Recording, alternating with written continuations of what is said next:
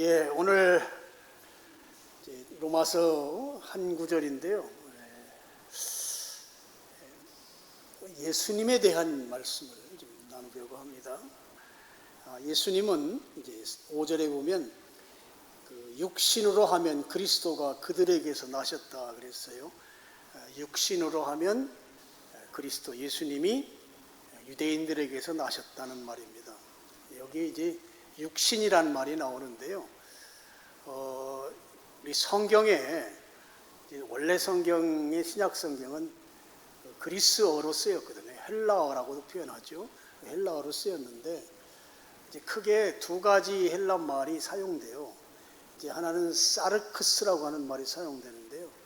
이제 이 말은 좀 부정적인 의미가 담겨 있는 인간의 몸을 말합니다. 그러니까 죄가 있다든지 뭐 이런 경우. 그 다음에 그냥 살점. 우리 정육점 같은 데 가면 뭐 소고기, 돼지고기처럼 이렇게 플래시라고 하죠. 이 살을 의미할 때도 이 사르크스라는 말을 쓰는데 여기에 육신이 바로 그 헬라어를 쓰고 있습니다. 그리고 이제 또 하나 주로 사용하는 헬라 말이 있는데 그건 이제 소마라고 불러요. 이 소마는 우리 영어로 하면 body입니다. body. 우리 몸을 말합니다. 그래서 우리 한글 성경에는 뭐 몸, 육체 뭐 이렇게 번역이 돼 있어요. 그게 이제 참 헷갈리는데 우리 전체적으로 이걸 뭐 암기하고 있고 이런 것은 좀 어렵기 때문에 그냥 문맥을 보면서 문맥상 이 여기서 쓴 육신이라는 말은 좀 부정적 어휘가 담겨 있는 표현이구나, 아니면 이 여기서 사용된 표현은 그냥 우리의 몸을 말하는 바디를 말하는 그런 의미구나, 이렇게 여러분이 읽으면서 그 부분을 해석하고 넘어가면 될 것 같습니다. 여기에 이제 예수님이 이제 육신이라는 사르크스라고 하는 단어를 쓴 것은 그러니까 유대인으로 오셨는데 큰 의미 두지 말라는 말이에요. 그러니까 이 외모는 유대인으로 오셨지만 유대인들과 그렇게 깊은 연관성이 있다, 뭐 특별한 연관을 두지 말고 이 부분을 좀 보자, 이런 뜻입니다. 근데 여러분, 이제 유대인들은 이제 구약 성경에 보면 아브라함의 후손, 아브라함의 씨라고 성경에 표현되어 있죠. 그 아브라함의 후손으로 예수님께서 마지막 후손이 이제 예수님이시죠. 예수님이 오셨습니다. 그런데 유대인들은 그 예수님을 메시아로 받아들이질 않았어요. 처음에는 메시아인 줄 알았는데 십자가에서 죽으시면서 그때부터 이게 메시아 아니다, 그러면서 이제 외면한 것입니다. 예수님을 메시아, 구주로 인정하지 않았기 때문에 그들이 구원받으려면 예수님을 구세주와 주님, 그리스도, 메시아로 믿어야 되는데 믿질 않았단 말이죠. 그러니까 겉으로는 상당히 그럴듯한 그런 민족입니다. 우리가 지난 시간까지 유대인들에게 7가지 특별한 특권이 있다고 말씀드렸잖아요. 이 특권이 그 사람들로 하여금 걸림돌이 됐어요. 우리도 이제 가끔 보면 과거 이제 자기가 어느 대학을 나오고 또는 재산 정도가 어느 정도고, 근데 지금은 이제 그 과거와 지금 비교하면 지금이 과거보다 좀 못할 경우들이 있잖아요. 못할 경우들이면 그 못한 경우에서 내가 다시 한번 재기하려고 하는 그런 출발점이 돼야 하는데, 이 과거에 연연하다 보면 그것이 걸림돌이 돼서 앞으로 나아가지 못하는 경우가 있잖아요. 바로 유대인들이 이제 그런 꼴이라고 보시면 될 것 같습니다. 그래서 겉으로 보면 하나님이 선택한 민족으로서 대단한 자긍심이 있지만 실제 내면으로 딱 들어가 보면 예수님은 안 받아들인단 말이에요. 그러니까 예수님을 믿지 못하니 그들은 구원받지 못한 그야말로 유대인들이야말로 불쌍한 민족이 되어버리고 마는 것입니다. 자, 그래서 바울이 지금 굉장히 안타까워 하잖아요. 3절에 보면 나의 형제 곧 골육의 친척을 위하여 내 자신이 저주를 받아 그리스도에게서 끊어질지라도 원하는 바다. 나는 지옥 가더라도 우리 민족이 구원받았으면 좋겠다 하는 게 바울의 심정이란 말이에요. 근데 유대인들이 예수님을 외면했습니다. 근데 그럼 예수님 외면했는데 이 예수님은 도대체 어떤 위치에 계신 분이신가 하는 내용을 이제 5절이 설명하고 있어요. 5절에 보면 자, 육신으로 하면 그리스도가 그들에게서 나셨으니 그는 만물 위에 계셔서 이렇게 되어 있어요. 자, 예수님은 만물 위에 계신 분으로 소개하고 있습니다. 만물 위에 계시다고 하는 것은 예수님이 우리 피조물 세계를 초월한 분으로 계시다는 말입니다. 그러니까 예수님은 근원적으로 우리와 전혀 다른 그런 분이시라는 것이죠. 요한복음 3장 31절입니다. 여러분 여기를 같이 한번 읽어보시겠습니다. 시작.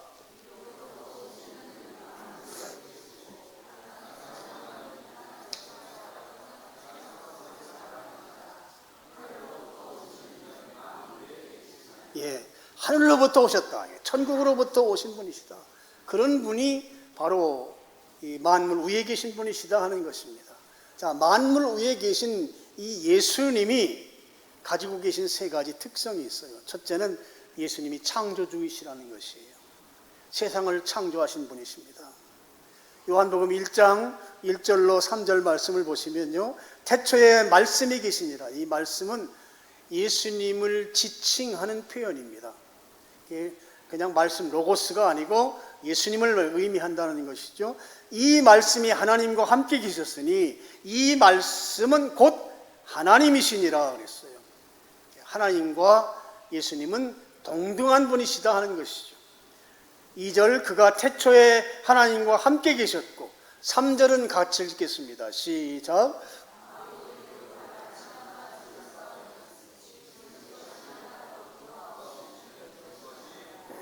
만물이 예수 그리스도로 말미암아 지은 바 되었으니 지은 것이 하나도 예수님 없이는 된 것이 없다 하는 것이죠.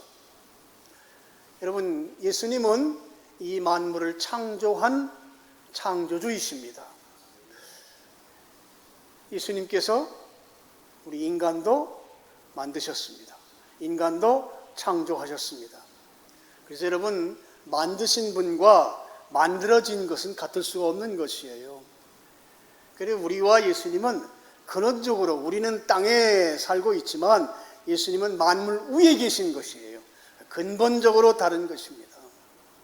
자, 만물 위에 계신 예수님, 이분은 어떤 분이시냐? 두 번째는 심판주라는 거예요.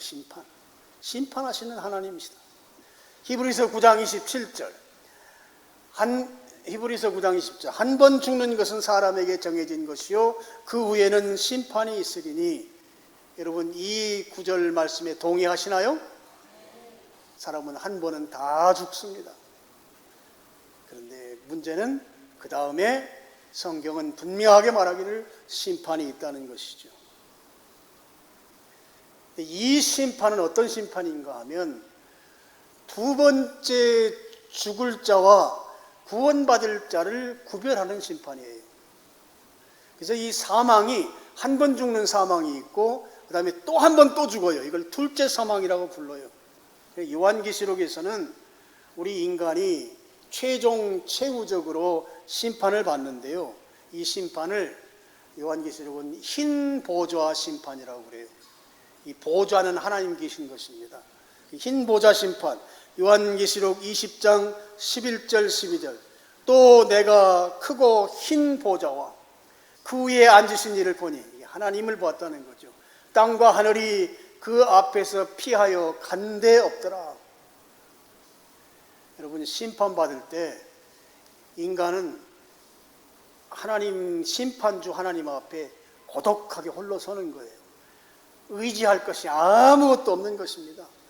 땅과 하늘이 다 사라져버려요. 아무것도 없어요. 그 앞에 고독자로서 심판받기 위해 홀로 서는 것입니다.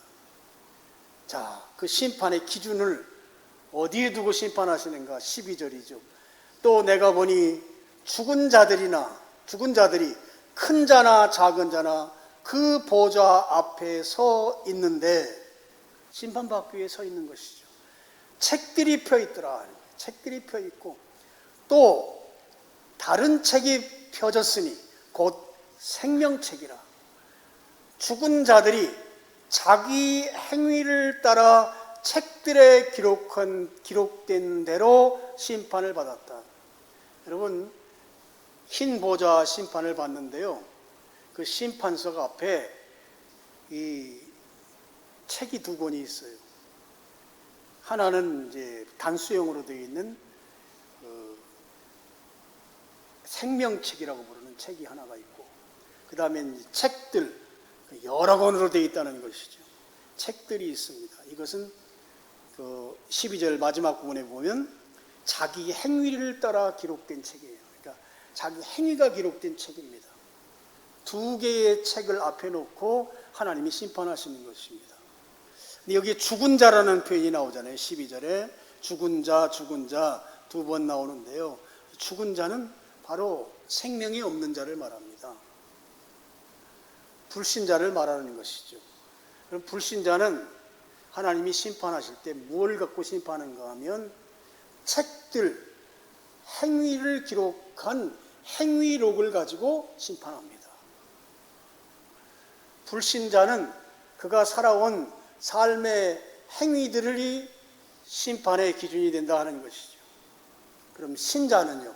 신자는 생명책, 예수 그리스도로 말미암은 생명책에 기록이 되어 있기 때문에 그는 예수님으로 말미암아 구원받습니다. 그러니까 하나님께서 정작 둘째 사망으로 이끌어가는 그 심판에서 면제받는다는 이야기이죠. 근데 이 흰 보좌 심판의 자리에 예수님이 동석하신다는 것입니다. 예수님이 함께 앉는다는 거예요. 요한계시록 3장 21절입니다. 같이 읽겠습니다. 시작.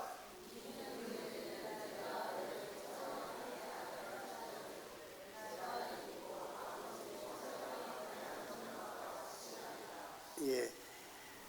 승리하는 자에게는 예수님 보좌에 함께 앉혀주겠다 이렇게 표현을 하고, 하반절에 내가 예수님이 이기고 아버지 보좌에 함께 앉은 것과 같이 한다. 예수님은 이기셨어요. 십자가에서 죽으셨다가 부활하심으로 승리하신 분이십니다. 승리하고 지금 어디에 계시는가 하면 아버지 보좌에 함께 앉아 계세요. 그러니까 예수님은 그 심판의 자리, 흰 보좌 심판에 지금 동석하고 계시다 하는 것이죠. 그럼 왜 거기에 동석하시는가? 바로 예수님께서 심판하시는 심판주로서의 참여한다는 것을 의미합니다. 여러분, 한 번 죽는 건 정해졌어요. 우리는 언젠가는 죽습니다. 생일날은 다 우리가 알죠. 온 순서는 있어도 가는 순서는 없다잖아요. 언젠가는 죽어요. 다 죽어요. 우리 젊은 사람들은 죽음의 느낌이 별로 없을 거예요. 그런데 몸에 병이 있거나 지병이 있거나 아니면 나이가 들면 이게 이제 죽음의 날이 가까운 걸 알잖아요. 그래서 다 죽습니다. 죽은 다음에 문제는 심판받는 거예요. 히브리서 9장 27절에 나온 것처럼 한 번 죽는 건 사람에게 정해졌고 그 후에 심판이 있다. 그래서 죽은 다음에 모든 인간은 하나님 앞에 심판받기 위해 서게 되는 것입니다. 그래서 그 심판을 통해서 이제 불못에 던져지는 자, 그리고 구원받는 자, 생명책에 기록되면 심판받지 않아요. 심판이 면제됩니다. 생명책에 기록되지 않은 자는 그 행위 때문에 불못에 던져지는 거예요. 이 불못에 던져지는 것을 둘째 사망이라고 합니다. 첫 번 죽는 건 다 죽어요. 다 동일한데 둘째 사망은 예수님을 믿느냐 믿지 않느냐에 의해서 둘째 사망에 이르는지 이르지 않는지가 이제 구분이 되는 것이죠. 자, 요한계시록 20장 14절 15절입니다. 14절 사망과 음부도 불못에 던져지니 이것은 둘째 사망 곧 불못이다. 여러분, 하나님께서 마지막 심판할 때는 이제 사망과 음부는 죽음의 그 지하 세계를 말해요. 무덤이라고 생각하셔도 됩니다. 이 하데스라고 하는 것이죠. 이게 불못에 던져져요. 그래서 죽음도 다 심판받는 것이에요. 사망도 다 심판받아요. 그래서 불못에 던져지고 15절 같이 읽습니다. 시작.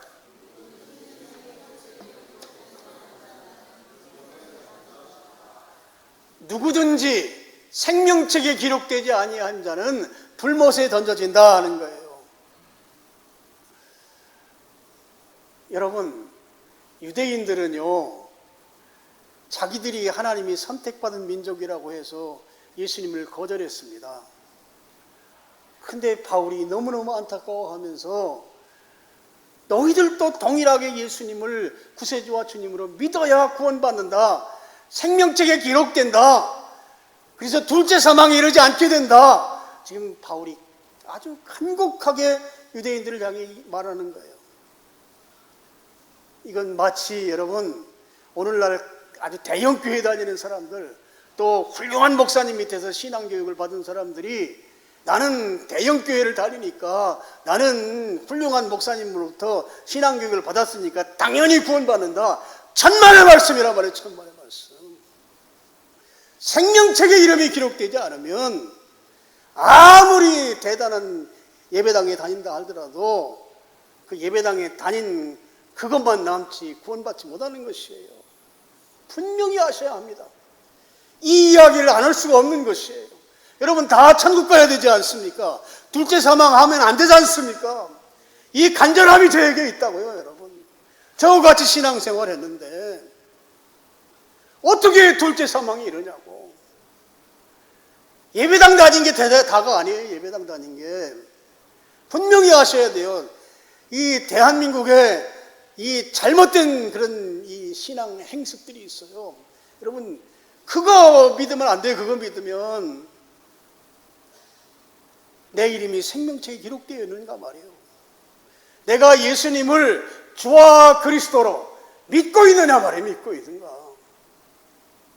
이게 중요해요. 여러분, 믿으십니까?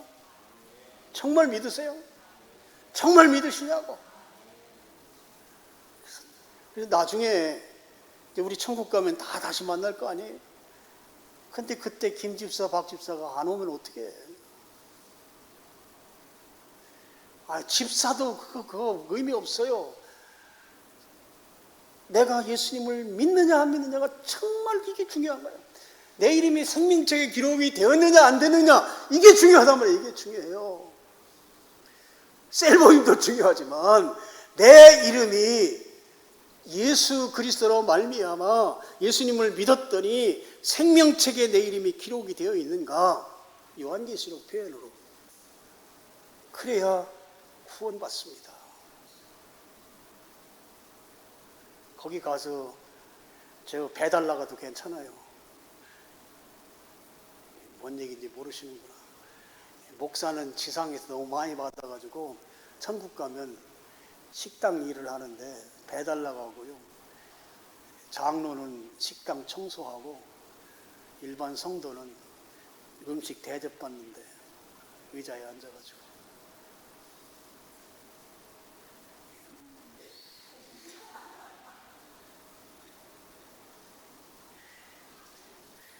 여러분, 대접 받으시길 바랍니다.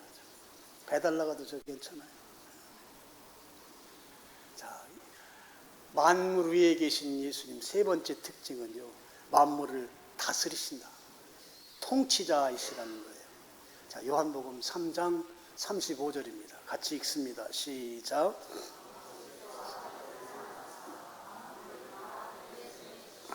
예. 만물을 하나님께서 아들 예수님에게 다 주셨다는 거예요. 이 만물을 다스리는 통치권이 예수님에게로 옮겨온 것입니다. 이양된 것이죠. 여러분, 넓은 범주에서 이 세상은 예수님의 통치 영역 안에 있습니다.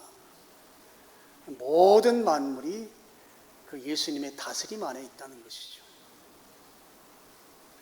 그러면 이제 우리에게 질문이 생겨요.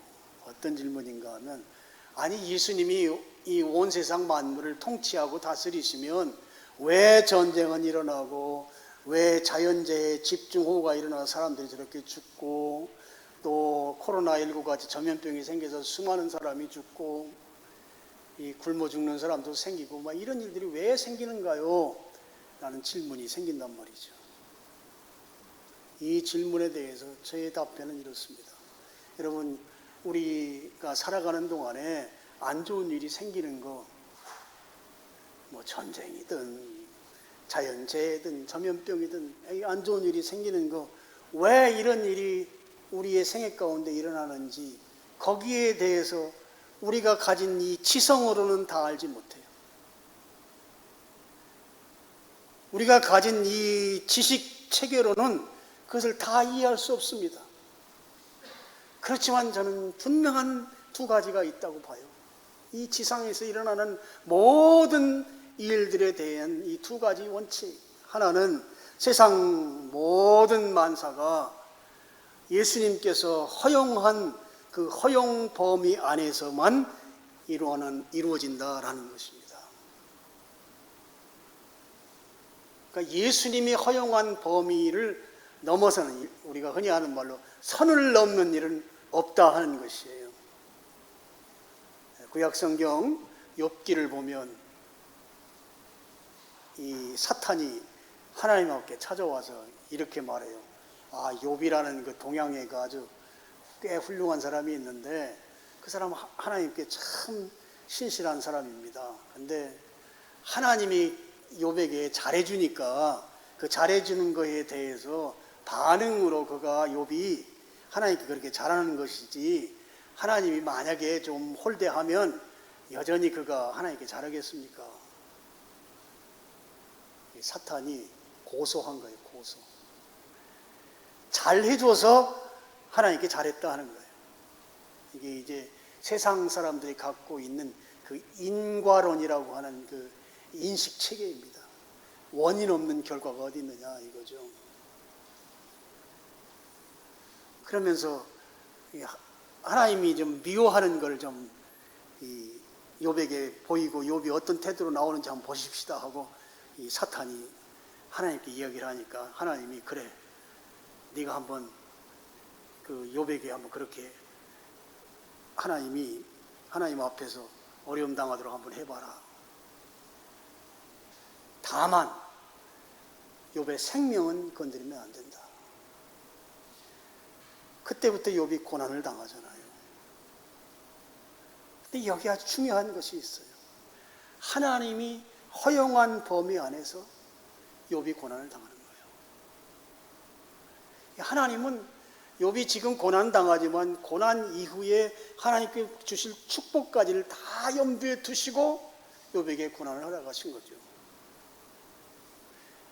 여러분, 우리가 살아가는 이 세계 역사, 우리 역사는 허용된 범위, 우리 예수님께서 허용해 준 그 범위를 넘어서지 않습니다. 그 범위 안에서 세계 역사가 굴러간다는 사실입니다. 그래서 때가 차면 하나님의 시계는 정각에 울리거든요.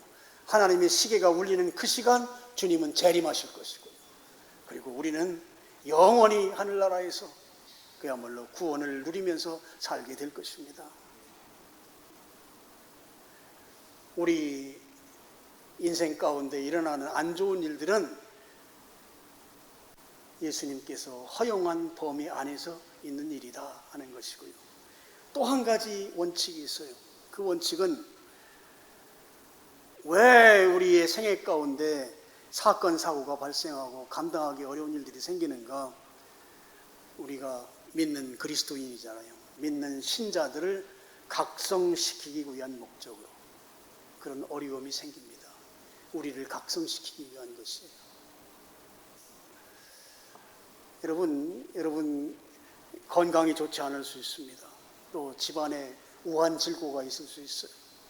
자녀들이 속을 썩일 수 있습니다. 여러분, 그런 일들이 집안에 생길 수 있어요.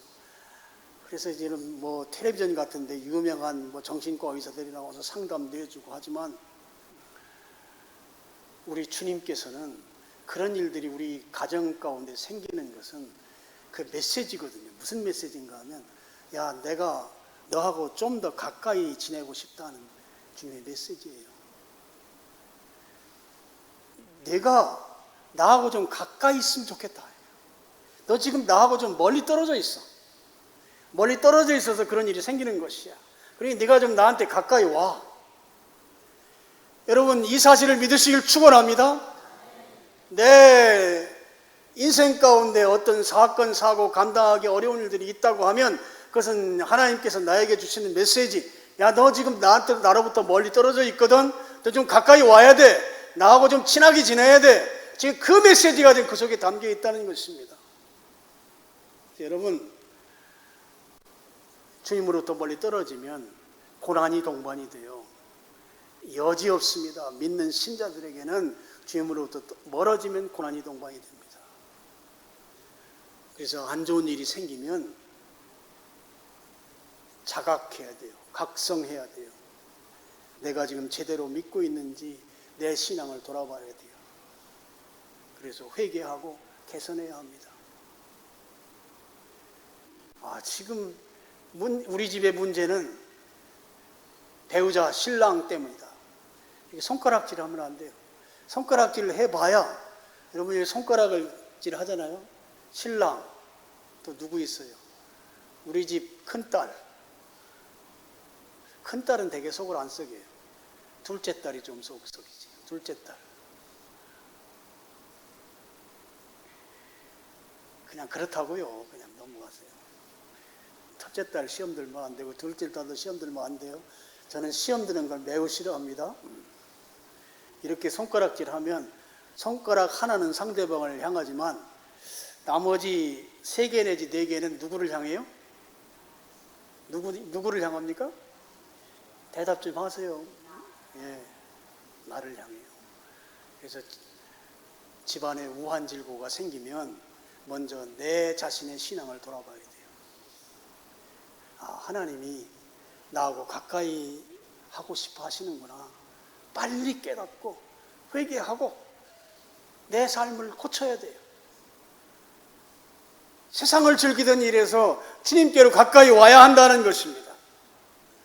여러분, 이스라엘 민족이 하나님께서 그들을 얼마나 사랑하셨어요. 그래서 율법을 주고 그 다음에 성전을 주고 그들로 하여금 하나님을 온전히 예배할 수 있도록 온갖 것을 다 구색을 다 맞춰주셨단 말이에요.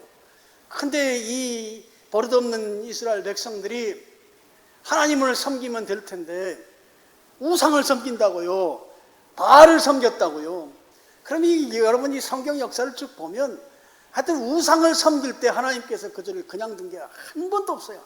하나님이 가장 싫어하는 일이 하나님도 섬기면서 플러스 우상 섬기는 이 혼합주의 신앙이거든요. 그때 하나님이 하신 일, 그들을 다루실 때 어떻게 다루시는가 하면 그 주변 국가들을 아주 강한 민족으로 세워요. 주변 국가들이 옛날에는 하나의 도시국가를 이루는 작은 나라였는데 이 이스라엘 민족이 우상을 섬기니까 이 나라들이 막 강성해서 이제 하나의 그 나라를 만든단 말이에요. 왕이 되고 막 이 제국이 되고 그러면서 침공을 하는 거예요. 침공하면 어떻게 돼요? 사람들이 죽죠. 또 고난을 당하죠. 하나님께서 정신 차리라고. 너희들 지금 나로부터 멀리 떨어져서 엉뚱한 거 지금 섬기고 있다고. 주님 앞으로 가까이 돌아오라고. 그 메시지가 바로 우리 성경의 역사에 그대로 나타나는 것입니다. 하나님은 우리 믿는 자들이 하나님으로부터 멀어졌을 때 우리의 믿음을 각성시키고자 하는, 그때 우리에게 원하지 않는 일들이 발생할 수 있다 하는 원칙입니다. 자, 이제 만물 위에 계시는 예수님, 그분을 위해서 우리가 어떻게 해야 할 것인가? 첫째는 예수님을 하나님으로 모셔야 합니다. 자, 5절 보시죠. 그는 만물 위에 계셔서 세세의 찬양을 받으실 하나님이시니라. 아멘. 하나님이시다. 자, 요한복음 20장 27절로 28절을 보면 예수님의 제자 가운데 도마라고 있죠. 칼도마가 아니고 도마예요. 이 도마는 상당히 이성적인 사람이에요. 이 정서적이기보다는 감성적이기보다는 굉장히 지성적인 사람입니다. 근데 예수님이 부활하신 것을 믿질 않았어요. 의심했다고요. 의심했을 때 예수님이 도마를 만납니다. 27절 도마에게 이르시되 내 손가락을 이리 내밀어 내 손을 보고 내 손을 내밀어 내 옆구리에 넣어보라. 그리하여 믿음 없는 자가 되지 말고 믿는 자가 되라. 이렇게 예수님이 도마를 만나가지고 예수님께서 그 창자국 이런 걸 다 만져보라고 얘기했다고요. 그랬더니 28절 도마가 합니다. 같이 읽겠습니다. 28절 시작.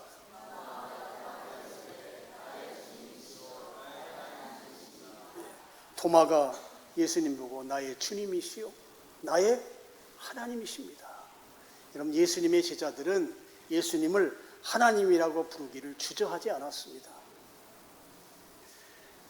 골로새서 1장 15절에 보면 예수님은 보이지 않는 하나님의 형상이다 그랬어요. 우리는 보이지 않는 하나님을 볼 수 있는 길이 있는데 그게 바로 예수님을 통해서 볼 수 있다는 말입니다. 그 예수님을 우리가 어떻게 해야 되는가? 5절 마지막에 나온 대로 세세에 찬양을 올려드리는 것이다 하는 거예요. 세세라는 말은 영원하다는 뜻입니다.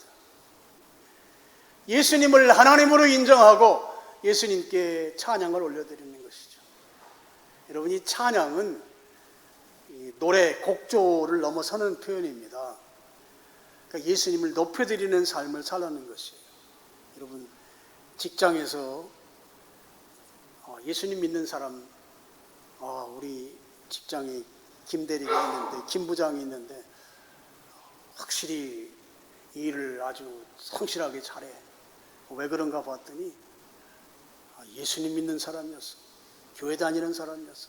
이게 바로 예수님을 높여드리는 거예요. 삶을 통해서. 자, 마지막 성경 구절입니다. 오늘 제 성경 구절이 많아서 제가 많이 좀 빠르게 했는데요. 마지막 성경 구절 요한계시록 5장 13절을 같이 읽겠습니다. 시작.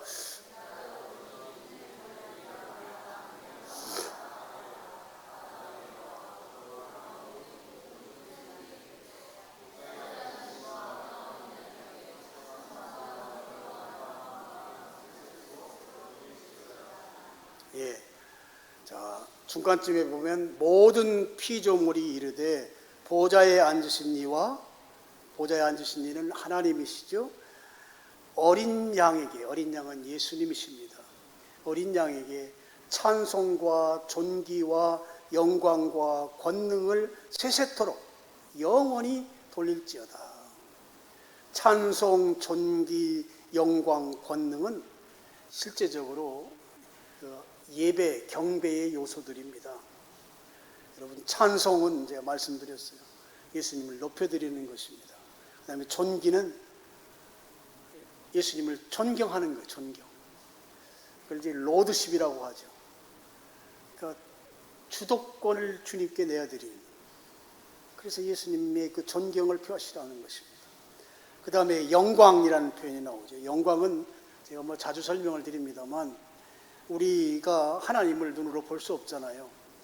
하나님께서 우리에게 나타나서 볼 수 있도록 해주셔야만 우리가 하나님을 볼 수 있어요. 그래서 우리에게 나타나신 하나님, 그 모습을 영광이라고 표현해요. 그래서 하나님의 존재 양식, 고유어입니다. 하나님께만 사용할 수 있어요. 성경에 유일하게 예수님에게 영광이라는 표현을 하나님과 공동으로 사용한 곳, 이곳 한 곳이 단 한 곳 나와요.